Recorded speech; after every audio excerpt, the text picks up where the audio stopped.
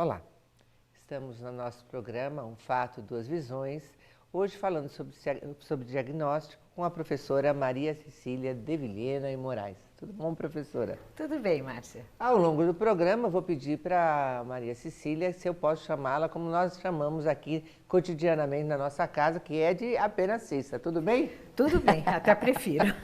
Nós vamos, como sempre, ter a companhia da professora Neide Nofs, que é diretora da Faculdade de Educação, que juntamente com a Faculdade de Ciências Humanas e da Saúde é responsável por este programa. Professora Cissa. Olá, Neide. Bem-vinda. Obrigada. Professora Cissa, parte do seu trabalho dentro da universidade é ensinar os nossos alunos a fazer psicodiagnóstico. O que é um psicodiagnóstico? Bom, o psicodiagnóstico é uma investigação de processos psicológicos com o objetivo de subsidiar uma demanda. Ou seja, eu tenho uma questão de encaminhamento, eu tenho uma questão de tipo de tratamento a ser dado, eu tenho uma questão jurídica quanto à responsabilidade de uma pessoa ou não sobre determinado ato. Um psicodiagnóstico ele pode ajudar a esclarecer a situação e, a partir disso, tomar a decisão mais adequada para cada caso. Quer dizer que ele pode... Quando que a gente procura um psicodiagnóstico? Sempre que você tiver uma pergunta desse tipo a ser respondida, né? Então, em diferentes contextos, o psicodiagnóstico ele sempre poderá ser útil, né? Na área da educação, por exemplo, né? Uma criança que tenha problemas de aprendizagem, né? Uma questão a ser verificada é se isso é uma questão emocional, se isso é uma questão cognitiva. Então, faça um psicodiagnóstico para tentar esclarecer o que está por trás ou o que está causando essa dificuldade. Eu tenho uma curiosidade, Cissa. Alguns pais gostam de dizer, né? Meu filho tem QI isso, QI tanto, QI isso. Né? Assim, chega essa demanda para você, ela faz sentido? Olha, não tem aparecido muito este tipo de demanda, porém, quando há uma outra questão, este assunto da superdotação, ele aparece, e as pessoas vêm muito com esse discurso, assim, né, falando, né, nossa, veja, meu filho tem QI 143 e tal, o que é uma coisa muito relativa, né, você tem em alguns países uma valorização muito grande, né, dos superdotados, né, nos Estados Unidos, Canadá, Japão. Você tem programas assim muito exigentes em relação aos superdotados. Eu particularmente sou contra, porque eu acho que essas crianças elas ficam com outros déficits, né, por um exagero de pressão para o desenvolvimento cognitivo, né? Em geral, essas crianças vão ter grandes dificuldades emocionais e sociais, né? Então, eu particularmente sou contra. Mas, independentemente disso, a própria noção do superdotado e como isto é aferido é muito relativa, né? Este tipo de instrumento que avalia o nível intelectual, ele toma como base um padrão populacional. Eu tenho uma amostra com a qual eu vou comparar o indivíduo e a partir daí que eu vou chegar no número do QI dele. Não, depende com que grupo que eu comparo, eu posso ter gênios, entendeu? Depende do grupo. Também se a ideia de uma inteligência monolítica, né, que justifica assim, a ideia de uma genialidade, isso também é questionável, porque a nossa vida ela exige diferentes formas, né, de lidar com as coisas e nem sempre uma grande habilidade num sentido, ela vai garantir a habilidade nos outros. Né? Desculpe interromper, ideia, a gente fica tentando aproveitar a sua presença aqui, né? Que é o seguinte, do ponto de vista intelectual, hoje a educação inclusiva tenta minimizar essa questão do mais e do menos, colocando. Mas tem uma questão no cotidiano que está me intrigando, que são as questões do cotidiano que trazem dúvidas das emoções. Quem sou, o que eu estou fazendo aqui, se eu estou certo ou estou errado, gostam de mim ou não gostam, etc. As pessoas que têm essas dúvidas devem procurar um psicodiagnóstico? É por aí? Eu acho que se elas não estão conseguindo lidar com a situação, eu acho que elas devem procurar. Porque isso esclarece, inclusive, qual é a dificuldade, né? E muitas vezes qual é o grau dessa dificuldade? Porque às vezes, na própria realização do psicodiagnóstico, como se fala muito claramente sobre as coisas, como na tentativa de se entender o que se passa com o paciente, nós conversamos com eles e devolvemos aquilo que nós estamos entendendo, isso já provoca uma reflexão e, via de hábito, uma própria alteração durante o processo de psicodiagnóstico. Então, deixa eu ver se eu estou entendendo o que você está falando. Quando a gente fala num diagnóstico, vamos supor, orgânico, você vai lá, tira o sangue, espera o resultado e depende do médico, o médico que dá a interpretação. Neste caso, durante o processo de diagnóstico, você já vai ajudando a pessoa a se entender. Então, pode ocorrer que no final, quer dizer, na verdade o diagnóstico é feito por você, que é profissional, e a pessoa vai já se conhecendo? Sim, já vai se conhecendo e muitas vezes já vai produzindo mudanças na sua própria vida. Não é raro que o próprio, no caso assim de uma criança que tem um sintoma, como gagueira, né, enurese noturna, né, ou fazer xixi na cama e tal, durante o próprio processo de diagnóstico, isto desaparece. E, professora, se a gente, assim, a gente pensa num diagnóstico, você falou, por exemplo, na questão penal, né, de judiciário, você falou da escola. Se a gente pensa, o que a gente pode ver com o diagnóstico? Né? Que, assim, eu vou para um diagnóstico, ele me traz um monte de respostas, o diagnóstico tem um caminho para ser seguido, que coisas podem ser questionadas ou entendidas a partir do psicodiagnóstico? Então, vai depender da demanda, né? O diagnóstico, ele sempre... Do pedido. Ele sempre procura responder a uma questão e dar as informações necessárias para se ajudar a tomar uma decisão. Quer dizer, não adianta chegar lá e falar assim, vim fazer um psicodiagnóstico. Adianta, porque aí eu vou fazer um psicodiagnóstico bem amplo, né? E vou dar o quê? Um apanhado geral de como que essa pessoa está funcionando. Né? Então, como que está, né, a parte social dela, como que está a parte cognitiva. É claro que assim, a gente divide isso porque fica mais fácil de trabalhar, né, com essas questões, porque a gente, inclusive, tem instrumentos mais direcionados. Mas a ideia é sempre pegar a pessoa como um todo. Então, ela pode chegar com uma questão absolutamente ampla, né? Eu já tive casos de pessoas que chegaram assim, olha, tem alguma coisa acontecendo comigo, eu não sei identificar o que é, você pode me ajudar? Então, vamos ver o que está acontecendo.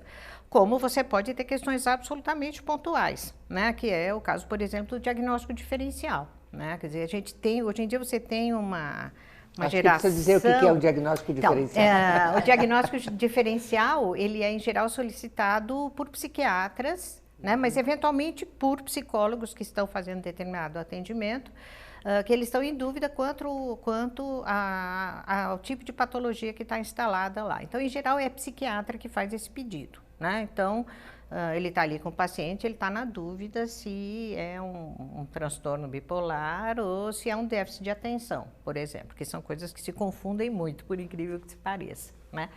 Aí você, então, usa, né, os seus instrumentos para tentar esclarecer essa questão, que para o psiquiatra é importante, porque isso vai direcionar a medicação que ele vai dar, etc.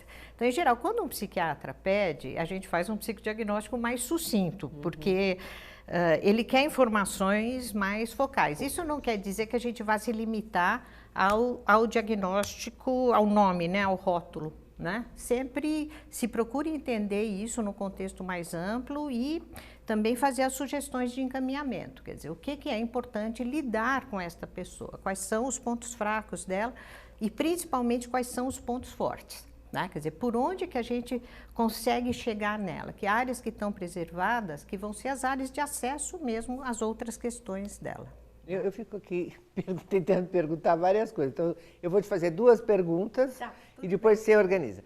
Então, assim, eu ainda tenho algumas perguntas a respeito do que coisas eu posso verificar. Então, por exemplo, num diagnóstico para o judiciário, que tipo de pergunta vem e que tipo de pergunta se faz. A outra pergunta, ela se encaminha para um caminho diferente, que me pareceu, a hora que você estava falando, que ele lembra um pouco esse tipo de testagem que se faz nas organizações para decidir para onde vai o funcionário, se ele pode, ou para selecionar. Que semelhanças, então, teria entre o psicodiagnóstico e esses testes que se fazem nas organizações? Então, em termos gerais, o que se faz nas organizações é um diagnóstico, né? Em termos bem gerais, eu estou tentando coletar informações usando algumas técnicas para tomar uma decisão. Então, nesse sentido, é a mesma coisa, né? A questão é o setting, né? O contexto é diferente, você vai ter uma série de variáveis que elas não vão estar presentes, por exemplo, dentro do diagnóstico clínico, por exemplo. A pessoa sabe que ela está sendo selecionada, portanto, ela não vai estar tão espontânea, nem tão colaboradora. Ela não precisa ficar tão preocupada que tudo que tem coisas que vão descobrir dela sem que ela saiba. Nem se deseja isso, né? Houve uma época lá, na década de 50, década de 60, em que se usavam as técnicas projetivas mais profundas, inclusive o Rocha, né, que é um teste muito, nem é um teste, eu não considero que seja teste, mas enfim, é um método caro porque ele é trabalhoso, ele é dispendioso e ele realmente vai nas profundezas, né? Mas houve muito questionamento disso, né? Até que ponto é recomendável se invadir, né, a privacidade da pessoa que está simplesmente procurando um emprego, né? Então, houve muito questionamento. Nos Estados Unidos, eles proibiram, né, esse tipo de técnica, né, nas seleções de pessoal. Aqui, hoje em dia, você tem meio um consenso de que essas técnicas não devem ser aplicadas, né? Então, você tem outro tipo de instrumento, que são essas técnicas mais psicométricas, que são técnicas de aplicação coletiva, né? Aplica-se em várias pessoas, né? Ao mesmo tempo, então elas não pegam muito a singularidade, né? Eles vão pegar mais assim esta comparação do indivíduo em relação ao grupo, né? Então são técnicas mais impessoais mesmo, né? Mesmo quando você tem os tais questionários de personalidade que estão muito na moda, né? Que são perguntas que você responde dizendo se você concorda ou não concorda, dependendo do quanto que você se identifica, né, com aquela afirmação. Elas são impessoais, porque você vai trabalhar depois com números e vai dizer, bom, a pessoa está acima, está abaixo, ela está dentro do perfil ou está fora. Mas é uma análise mais superficial. Acho que a gente pode fazer um link, então, com o judiciário, né? Porque, assim, se no trabalho, nas organizações, há um limite para esta investigação, no judiciário, que tipo de coisa vem e há limites para essa investigação? O limite é a vontade do juiz, né? Os assistentes técnicos, né, que são assistentes contratados pelas partes envolvidas ou o próprio perito que é indicado pelo juiz, ele está subordinado à demanda do juiz, né? Isso não quer dizer que o juiz vai levar em conta aquilo que é escrito e que é fornecido pelos profissionais técnicos, né? O que tem vindo, pelo menos assim, para mim, né? Eu trabalho muito como assistente técnica, né? Tem vindo muita questão de denúncia de abuso de violência sexual intrafamiliar, né? Então, tem sido solicitados exames de integridade psicológica, tanto de quem denuncia, do que da pessoa que agride, né? Então, tem aparecido muito caso, né, de violência sexual, de violência doméstica, litígio pela guarda, né? Então, às vezes, o juiz pede, sim, uma avaliação psicológica das partes envolvidas, né? Eu quero ouvir você também, você falou da sua experiência. Quero ouvir um pouco a sua experiência, porque às vezes as pessoas que nos procuram para conversar dizem o seguinte: ainda se eu for procurar, vem um diagnóstico, vem um problema que eu não estou bem. Eu tenho medo de falar. Então, realmente, quem procura acha, nesse sentido. Assim, e me parece que pela sua experiência, qualquer pessoa deve ter acesso. Sim. Né? Quer dizer, desde que eu tenho uma dúvida, eu vou procurar. É comum isso para você? Ou a pessoa vai se ter um problema? Ou quem tem uma dúvida te procura? Como é isso na sua experiência? Então, em geral, vem encaminhado por outro profissional. Outro profissional. Porque as pessoas, inclusive, elas não têm o conhecimento do que um psicodiagnóstico pode trazer para elas, né? Não esquece de contar depois, que é importante para o nosso telespectador. O que o psicodiagnóstico pode trazer? Nosso problema é informativo também, né? Não, porque é isso, o psicodiagnóstico, ele enfim, assim, quando você me perguntou que linha que eu sou, né, eu gosto muito do Nietzsche, né, e o Nietzsche, ele tem dois conceitos que eu uso, assim, na minha prática, passo para os alunos, porque eu acho que eles esclarecem muita coisa, que é a ideia das forças apolíneas e das forças dionisíacas, né. Então, você tem as forças dionisíacas, que elas são caóticas, que elas são livres, que elas são desorganizadoras, né? Então, se a gente pensar o inconsciente, ele tem um pouco teria este elemento dionisíaco, né? E o elemento e as forças apolíneas, né? Que são forças de organização, de ordem, né? São forças egóicas dentro da psicologia, né? Então, todos nós temos essas forças dionisíacas, né? E de vez em quando elas estão um pouco fora de controle, né? Então, o psicodiagnóstico ele é muito isso, assim, de ajudar a organizar, ajudar a compreender, ajudar a dar sentido. É por isso que você já observa mudanças durante o próprio processo. Porque a pessoa vem, ela coloca aquilo que está desorganizado, que está fora de lugar, que está intenso demais. E ao conversar, às vezes assim, você nem precisa usar de outras técnicas, a não ser a entrevista mesmo, né? Eu uso muito a entrevista não diretiva, assim, numa linha rogeriana, que é assim, me diz o que você está sentindo, sem filtro, né? E aí eu devolvo de uma maneira um pouco organizada, e mais organizada. A pessoa escuta, né? Ela reflete sobre aquilo, se foi aquilo mesmo que ela quis dizer, né? Ou se ela não tinha pensado, né, que ela estava passando esses conteúdos, essa mensagem, e com isso ela própria vai se apropriando das suas questões, né? Porque elas ficam mais claras, porque elas ficam mais organizadas, né? E é por isso que existe a possibilidade de mudança, né? Nós valorizamos, eu valorizo, né? E quero reforçar o que você está dizendo, porque é o seguinte, às vezes as pessoas falam, antigamente não tinha psicólogos e outras pessoas assumiam esse papel. A minha amiga, quem tem amiga não precisa, né? E pelo seu relato, né? Pela nossa experiência, né, Marta, também, isso é importante, ter uma pessoa de conhecimento. Queria que você falasse um pouco disso para nós, para as pessoas que estão também nos vendo. Né, uma amiga escuta de uma determinada maneira, né? Que é o conteúdo, né? E a amiga vai lá, dá o apoio, né? Ou dá uma orientação, faz isso, faz aquilo, né? A nossa escuta é outra, né? É uma outra escuta em que você recebe sem filtro aquilo que a pessoa está dizendo e é isso, você organiza para ela, né? Você devolve para ela, você não vai dar respostas prontas, né? Você não vai dizer, não, você tem que fazer isto, né? Quer dizer, eventualmente até você vai dar uma orientação no final do processo, né? Mas existe esse primeiro momento que é o momento da escuta, que é uma escuta diferenciada, que não é a escuta do amigo, né? E também assim com a vantagem justamente de ser alguém que não está, né, envolvido emocionalmente. E você falou uma coisa que eu fiquei aqui pensando, porque em geral as pessoas pensam, olha, vou fazer um psicodiagnóstico e aí eles vão aplicar um teste. Ou eu vou ter que fazer um psicodiagnóstico, que teste... E até ligam, né? Sabe que você é psicólogo e fala assim, olha, mas que teste ele pode aplicar? O que eu tenho que responder?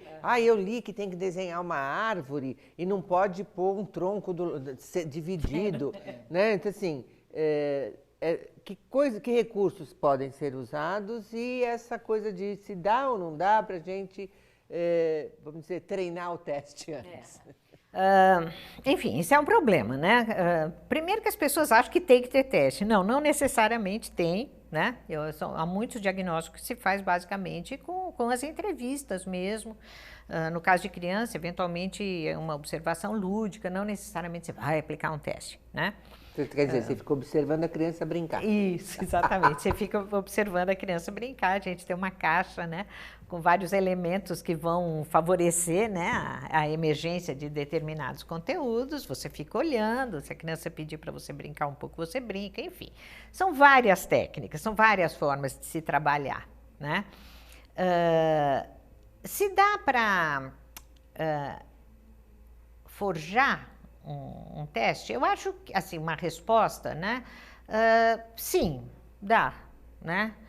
Eu acho que não, assim, simular uma outra personalidade, simular um outro funcionamento, mas o que você pode fazer é omitir dados, né? Então, eventualmente, você vai ter pessoas que estão muito resistentes, né? E elas vão ter produções que são produções muito empobrecidas, né? Que você percebe, enfim, que ela não está se colocando pessoalmente ali, né? O jeito que você vai lidar com isso vai depender também da sua experiência, né? Quer dizer, toda essa questão clínica, né, de modo geral, você não tem um livro que vai te ensinar a fazer tudo, né? Cada caso é um caso, e eu acho que é importante a gente perceber isso, que cada caso é um caso, para você não cair nas armadilhas, né, do hábito e né, do seguir o padrão, o protocolo, né? Acho que hoje em dia um pouco das falhas que a gente observa, né, nos atendimentos na área de saúde, etc., é um pouco essa coisa do exagero da padronização, né? Em nome de um padrão de qualidade, um padrão de excelência, você perde a qualidade justamente porque você não vai ter atenção para as nuances, para a singularidade, etc. Eu acho que esse trabalho clínico, ele não tem como não ser artesanal. Ele é artesanal, ele é um por um, né? Eu tenho muita cautela com todos esses instrumentos que trabalham com números, né? E eu trabalho com alguns que usam número, mas de uma maneira completamente diferente, né? Acho que isso é super importante, você está falando, mostrar para as pessoas que, vamos dizer assim, mais no passado, o teste era a única medida padrão e todo mundo tinha que se encaixar no teste A, B ou C. Na educação tinha muitos testes também, teste de alfabetização, você sabe ler ou não, o ABC, tinha todos os testes, né? Se supera, óbvio que não abandona, mas hoje a observação sua, da pessoa que já tem uma formação específica, é tão importante quanto para a conclusão daquilo que a pessoa está buscando. Então, a pessoa tem que saber que vai ter uma relação, né, uma interação com o psicólogo ou com a pessoa que está exercendo esse papel de qualidade, né? Exatamente. E eu acho, viu, professora Neide, que isso é um dado fundamental, a pessoa sentir que ela está sendo vista, que ela está sendo ouvida, que tem alguém de fato prestando atenção nela. Eu sou supervisora do Núcleo 1, né? O Núcleo 1 é um conjunto de disciplinas do curso de psicologia que atende a população da clínica psicológica na Maria Popovic. Ali então, o Núcleo 1, basicamente, o aluno vai ter ali um semestre para fazer um diagnóstico, né? Como é um atendimento gratuito, você tem pessoas de todos os níveis. E é impressionante como só o fato de você ter essa escuta, né? Assim, acolher as ansiedades, né, de pessoas que têm a mais ampla gama de problemas, né? Como isso já ajuda as pessoas a se modificarem. Né? Eu quero reforçar uma palavra que você usou, liberar para os que estão ouvindo, a palavra escuta. Para nós, a palavra escuta é o outro falar, a gente escutar seria compreender o outro, e não necessariamente que a gente vai ver assim, você fala tanta coisa, ouvir, né? Ouvir, sim. Que a pessoa fala, para nós escuta é uma palavra extremamente importante, quer dizer, você entende o que o outro está dizendo, e não necessariamente fala, aquela que a gente brinca na vida, blá, blá, blá, blá, blá, não é isso? É isso deixar mesmo. Claro. E ela exige um trabalho intelectual e emocional muito intenso, né? Porque a gente fala, escuta, parece que a gente está só lá ouvindo.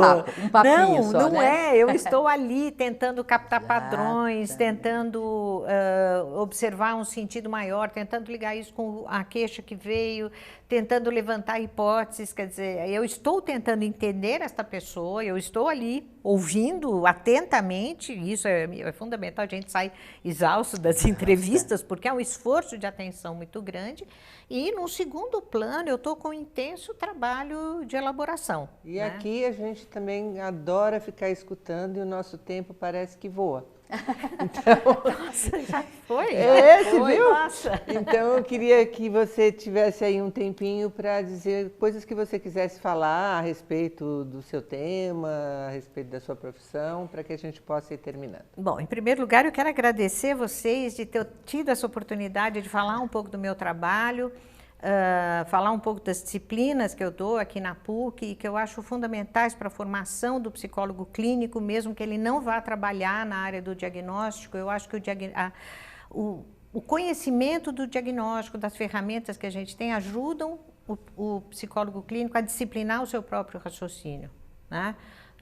A disciplinar o modo como ele olha para o outro, para não ficar uma coisa assim tão caótica, né? E eu gostaria também de aproveitar a oportunidade, porque essa ideia do psicodiagnóstico, apesar delas, né, quem trabalha na área sabe que ele é amplo, que ele é descritivo, né, que ele procura responder respostas que são absolutamente pertinentes, que o paciente ele não é um elemento absolutamente passivo dentro da relação, ele é ativo, ele está aprendendo, ele está se conhecendo e ele pode promover as mudanças. Apesar de tudo isso, ainda existe esse estereótipo, né, de que o psicodiagnóstico vai rotular, né?